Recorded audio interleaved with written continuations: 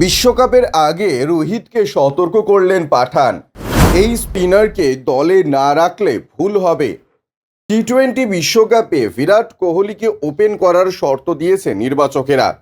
আর সেই খবর দিনের আলো দেখার পর থেকেই ভারতের সম্ভাব্য দল নিয়ে শুরু হয়ে গিয়েছে জল্পনা।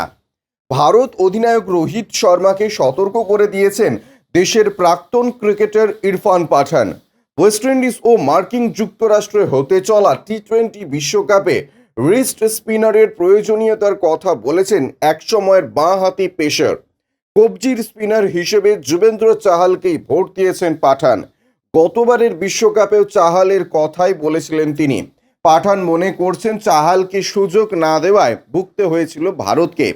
পাঠান বলছে, অস্ট্রেলিয়ায় অনুষ্ঠিত গত বিশ্বকাপের সেমিফাইনালে চাহালকে প্রথম একাদশে রাখার পরামর্শ দিয়েছিলাম, কিন্তু চাহালকে রাখা হয়নি।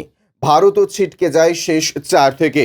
এবারের বিশ্বকাপে কুলদীপ যাদব, রবীন্দ্র জাদেজা হয়তো জায়গা পাবেন বিশ্বকাপের দলে। যুবেন্দ্র চাহালকেই হয়তো দল থেকে বাদ পড়তে হবে। পাঠান মনে করেন দল নির্বাচনে ভারসাম্য থাকা দরকার।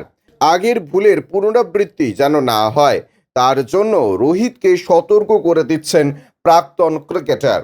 ইরফান পাঠান বলেন, সত্যিকারের বোলিং ইউনিট দরকার। বিশ্বকাপের প্রথম একাদশে একজন কবজির স্পিনার খুব দরকার। কুলদীপ যাদব দারুণ ফর্মে রয়েছে। বাঁহাতি স্পিনিং অলরাউন্ডার হিসেবে জাদেজাও হয়তো দলে জায়গা পাওয়ার দৌড়ে এগিয়ে। দুজন স্পিনারের দরকার দলে, হয়তো চাহালকেই বাদ পড়তে হবে। রাজস্থান রয়্যালসের জার্সিতে খেলছেন চাহাল।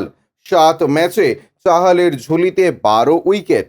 পাঠান বলছেন, চাহালের মতো রিস্ট স্পিনার যদি সুযোগ না পায় তাহলে আগের মতোই পারফরমেন্স করবে ভারত।